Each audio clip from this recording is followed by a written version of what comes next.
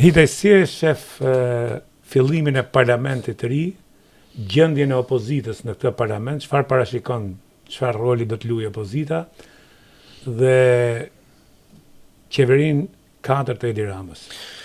Shiko, e pash seancën e parë të parlamentit, besoj kemi ndjekur gjithë, po të bëje një krahasim me 6 muaj më parë, me një vit më parë nuk kishte asnjë lloj ndryshimi. Pra është një lloj vijimësie, është bërë i mërzitshëm parlamenti i Shqipërisë, është bërë i mërzitshme edhe politika në Shqipëri. Për fat të keq rezultati i zgjedhjeve dihet ishte ai që ishte, po për fat keq se duket sikur merremi, shikoj dua ta seroj edhe këtë pikë para se të futem më thellë. Duket sikur ne jemi kritik me opozitën. Duket sikur nuk i duan mirë në opozitës, duket sikur jemi të ashpër me më të doptin, por realiteti nuk është ky. Realiteti është që ne e duam dhe besoj edhe ti se të njoh mirë, edhe ti e do një opozitë fortë. Ne gjithë duam një opozitë fortë, por jo një opozitë Jam plotësisht dakord për t'ju lënë ju të vazhdoni që ne po luajmë opozitën e opozitës për të forcuar opozitën. Për ta bërë më mirë. Për ta bërë më mirë, jo se po luajmë opozitën e opozitës për të shkruar opozitën. Prandaj dohet ta seroj që në fillim këtë për të kaluar te pikat e tjera sepse shikoj edhe në rrjetet sociale që na kritikojnë, jeni të ashpër etj. Po, deri diku jemi të ashpër. Por nëse kemi një parti socialiste, kemi një Edi Ramë i cili eksperimenton dhe normalisht nuk ka pse të largohet sepse ka fituar zgjedhjet dhe rregullat e demokracisë janë ai që fiton, the winner takes all. Por jo të gjitha, në sensin e gjitha pushteteve, po merr gjitha benefitet që të jep pushteti. As diskutohet. Dhe është vota ajo që përcakton, por demokracia ka dhe një element shumë të rëndësishëm, sepse përdoret argumenti i votës edhe për opozitën. Por demokracia ka një element të rëndësishëm, kush humbet ikën. Pra mund të rish me votë dhe në opozitë. Puna është ti do të jesh fitues brenda oborrit tënd apo do të jesh fitues në gjithë oborrin e Shqipërisë. Tani diskutimi është që opozita ka humbur zgjedhjet. Janë të paktën 7 palë zgjedhje që ka humbur kjo opozitë. Pra është një rezultat katastrofal. Dhe më e pakta duhet të ketë ndryshim. Më e pakta duhet të kishte largim, jo riciklim. Duhet kishte largime, përgjegjësi etj. Dhe automatikisht këtu dalim pastaj te pjesa tjetër, te ajo që ti the çfarë pret nga ky parlament. Nuk pres asnjë gjë, të jemi sinqert. Është një stim politike, do ta quaj ndër më të mërzitshmet. Lajmet janë gjithmonë jashtë parlamentit, jashtë kuvendit të Shqipërisë. Fatkeqësisht do të ishin në kuvend, do të ishin debate të mira, do të ishin debate cilësore, do të ishin deputet eloquent, do të ishin deputet që atë që thonin të kishte pesh, por ndërkohë pjesa kryesore e politikës nuk po mbahet më në parlament. Me që fole edhe për kualitetin e parlamentit, mendon se ky parlament është më i dobët se i kaluami dhe këtu mund të sek atë që partitë e reja gjë që do sillnin frym të re, le të kapim llapajn. E pat çfarë sollin parlament. Ajo mund të jetë një zonjë nderuar, nuk kam asgjë, por ajo duhet filloj nga abetarja të klasit. Unë thash llapet këtë ku po shkoni. Do të çfarë shpresë të jep këto partitë e reja që themin ne. Pastaj për të kaluar kjo opozita për të vazhduar të njëjtën logjikë. A mendon se opozita dhe po të hiqe Berisha me atë brum që ka mund të bëjë ndryshim cilësor, mund të gjallë shpresë. Opozita për çfarë është? Opozita duhet ngjallë shpresë. Jam dakord. Duhet të ketë frym.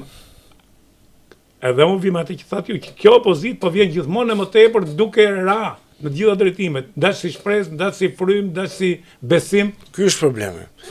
Ky është problemi. Shiko, unë mendoj këtë, automatikisht nëse nuk ka qarkullim elitash, nuk mund të ketë shpresë. Po nëse do ketë qarkullim elitash, do ketë një gjë të re. Shpresë është një fjalë e madhe. Por fillimisht do të ketë ndryshim një herë që të vijojmë pas me etapat e tjera. Nuk mund të kemi të njëjtët deputet që kanë 30 vjet atje. Dhe mbi gjitha nuk mund të kemi humsa. Pra po të shikosh me përjashtim të zotit Agron Gjekmarkaj që ka patur rezultat pozitiv në Lezhë, pra PD-ja në Lezhë ka ruajtur mandatet e saj. Dhe pastaj mund të dalim edhe te kabineti qeveritar.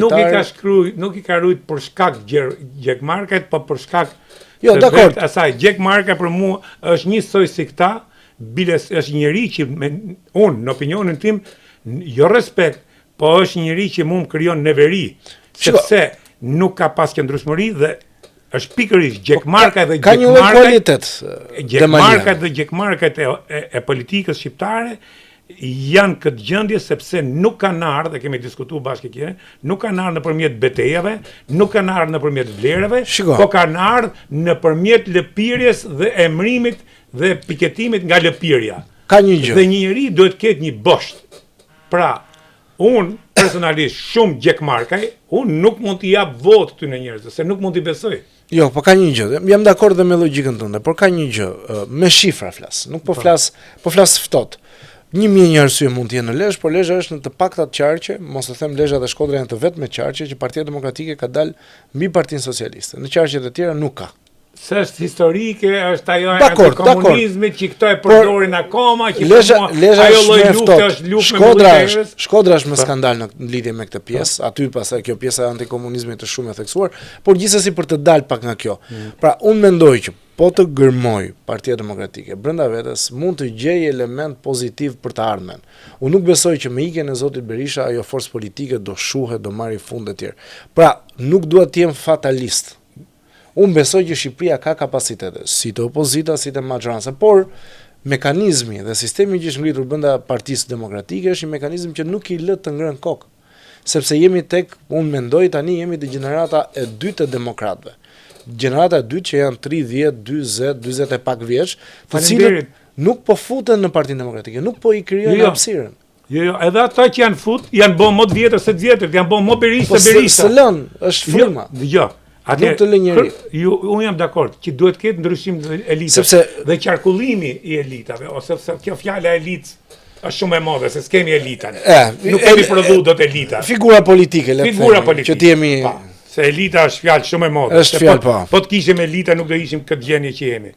Pra, unë mendoj që ndryshimi i formacioneve politike, nëse mund të jem korrekt, nuk ta le njëri, edhe unë po t'jem vend Berishës, nuk ta le. Si që thot me të drejt për Ramën, është fitus, nuk e që gjyko mo, kjo është vota. Por në anën tjetër, a tregon një lloj paaftësie dhe tonën si shoqëri, si media, si kulturë, që ne jemi të paaftë për ndryshu formacionet politike apo kulturore, se edhe po shkem ke kultura. Jo, nuk jam dakord me këtë. Di pse nuk jam dakord, sepse unë shikoj që ka një disakordans të madhe mes shoqërisë shqiptare dhe opozitës në tërësi. Pra, është opozita që nuk po ndjek shoqërinë shqiptare, jo shoqëria shqiptare që nuk po ndjek opozitën. Jam dakord me këtë logjikë. Po ne mora në përgjithshme. Jo, dakord. Po shoqëria po ecën para, inteligjencë artificiale, tjetra, pra është një publik i ri, i cili nuk është shumë interesuar për politikë, dhe kemi pastaj të njëjtat figura në Partinë Demokratike që janë gati 30 vjet që nuk qarkullojnë. Pra, shikoni, është kjo forcë politike që me insistimin e saj ka krijuar një korac dhe nuk dëgjon fare zërat e jashtëm, po dëgjon vetëm ato zërat e brendshëm dhe ato zëra që i pëlqejnë asaj. Dhe ky është problemi për mua, sepse unë insistoj.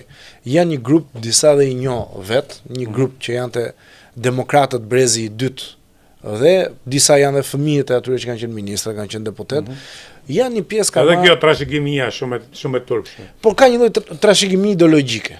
Unë do ta quaj ideologjike, nuk do t'i them trashëgimi partjake se pastaj edhe atë ajo jam kundër, por shikoj që janë të rinj të arsimuar mirë, janë me qasje ideologjike konservatore, thonë ata, të djathtë etj. Pra, ka brum, mendoj unë, opozita që të jetë pak më vitale, të jetë më kërkuese, por zoti Berisha për shkak të atyre problemeve që ka, nuk me ka seriozisht fare këtë pjesën e betejës politike.